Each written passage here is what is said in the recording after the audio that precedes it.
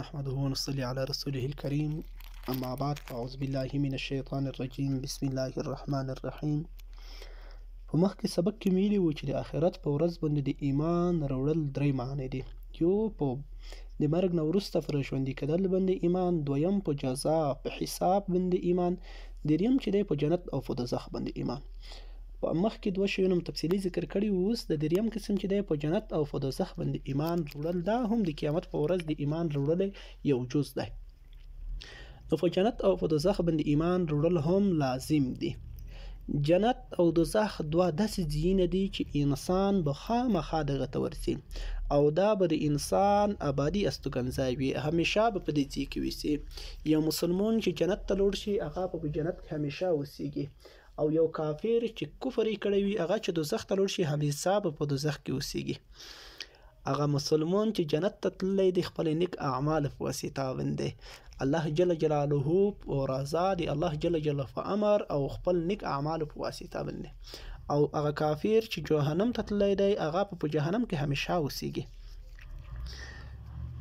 جنت داسې یو د نعمتي ځای دی. نبی علیه الصلاة والسلام فرمایي په جنت کې داسې ډول ډول نعمتونه الله جل جلاله خپل بنده ته تیار کړي دي چې هغه نه غوږې ورودلې دي، نه سترګې لیدلې دي، او نه د یو انسان په زړه کې تېر شوي دي.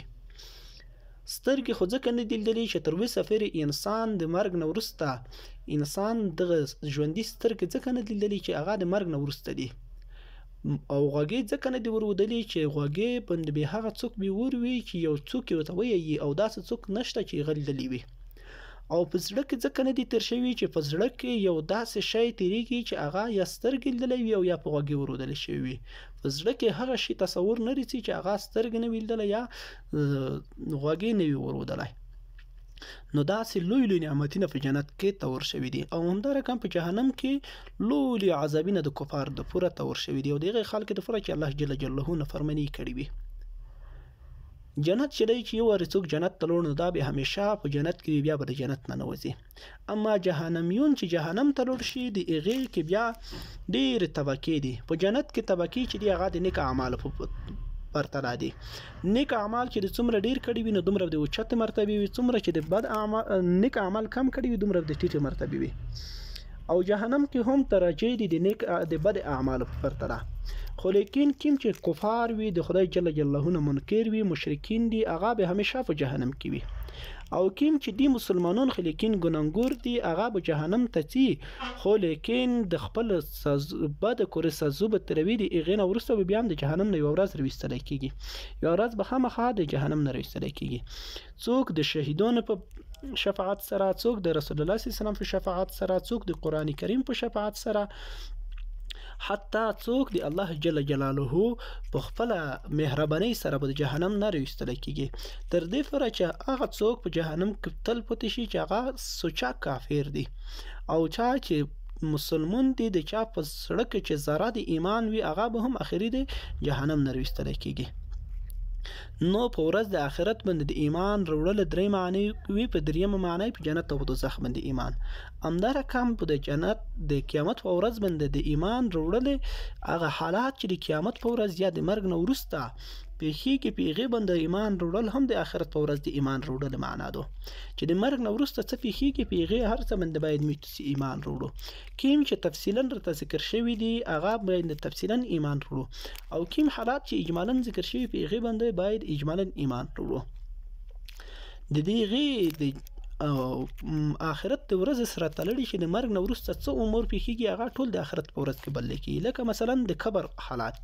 په قبر کې چې انسان کله کیښوی شي نو دته خپل روح وفات شي، روح ورته راوړی شي نو دی ژوندی شي.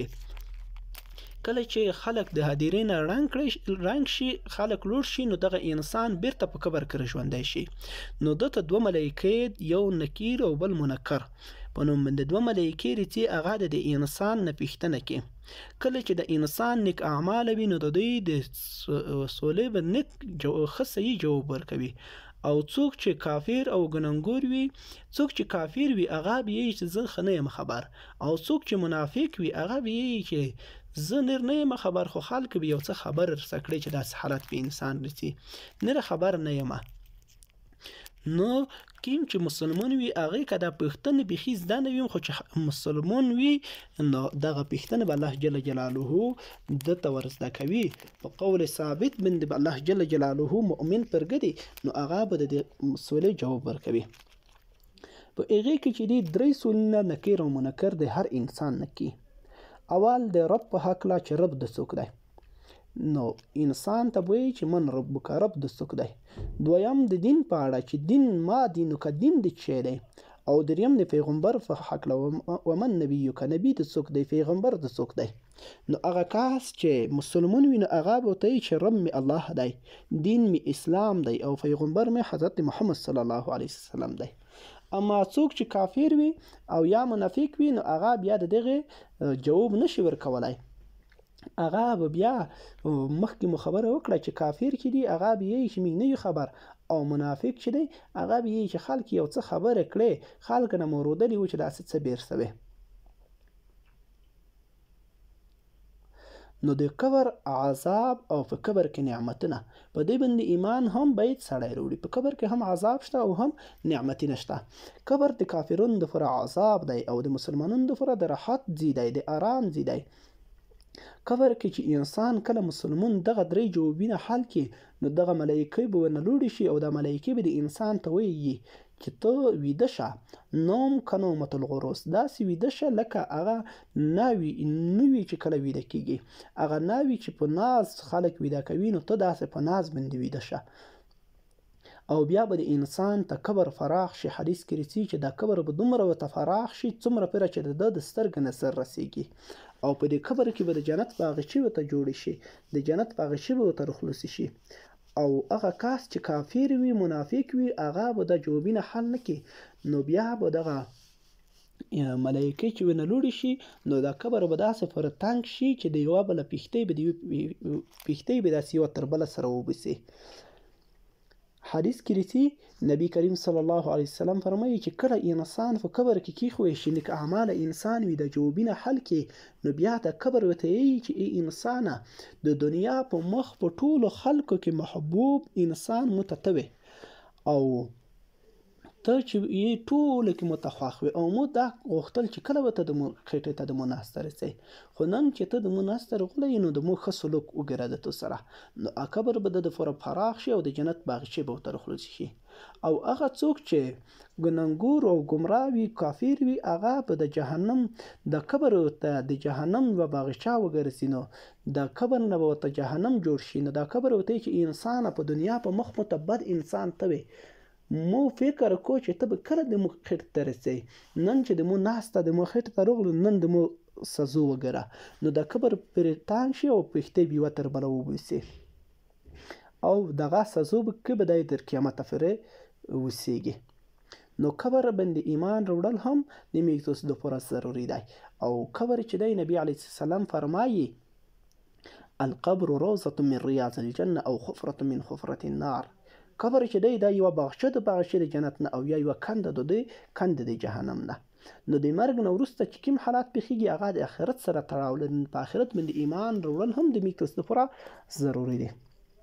یو څو لنډې فایدې به د دې ذکر کو چې په آخرت باندې ایمان راوړل څه فایده ده، څه ګټه انسان ته رسوي. یوه دا چې د آخرت باندې ایمان په وجه سه انسان په طاعت کې مینه او تفیده کېږي، د اطاعت کې خوند و تفیده کېږي، د ثواب په امید باندې انسان د نیک اعمال خارج کېږي، د نیک اعمال کوشش کوي او د نیک اعمال کې خوند و تفیده کېږي. کله چې دی د آخرت د نعمتونو خبر شي نو دی خارج کېږي په نیک اعمال کې او د بد اعمال نه ځون ساتي. دویم دا چې د بد کارونو دته ویره پیدا کېږي، ځکه انسان چې کله د عذاب او د ویره وویني نو د هغې نه ځون ساتي، نو د ځون ساتلو لپاره د الله رضا طلب کوي او نیک اعمال کې کوشش کوي د بد کارونو نه ځون ساتي. دریم چې یو مؤمن سړی چې کله په جنت باندې په آخرت باندې ایمان وروړي نو د دې لپاره دا ګټه ده چې دی کله د یو مؤمن سړی چې دی هغې ته د نیک اعمالو کې بیا تکلیف نه وي، سختي نه وي ورته، ولې د ده لپاره تسلي د جنت په نعمتو باندې کېږي چې که په دنیا کې په مو باندې څه سختي وي تکلیف وي نو آخرت کې خو مو دپاره یو نیکه بدله شته، په آخرت کې موږ لپاره د دغې یوه نیکه جزا شته. نو په خپل نیک اعمالو کړلو کې چې څومره سختي وي ورته په هغې باندې دته یوه تسلي د جنت په نعمت باندې کېږي. او دغه رقم ته یو انسان چې په آخرت باندې ایمان وروړي، څلورم فایده یې دا ده چې د اجر او د ثواب په امید باندې په مصیبت باندې صبر کوي. کله چې په ده باندې یو مصیبت تیر شي، سختي پرې وشي، نو د انسان صبر کوي په دې سختۍ باندې چې نن که په موږ باندې سختي دو، خو یوه ورځ د اسانۍ شته چې هغه د سختۍ په وجه باندې موږ ته الله جل جلاله خپله رضا نصیب کوي، او د الله په رضا کې بیا موږ ته د هغې په رضا په مقابل کې الله جل جلاله موږ ته جنت ورکوي. نو په مصیبتۍ باندې یو په سختۍ باندې انسان ته یو قسم ته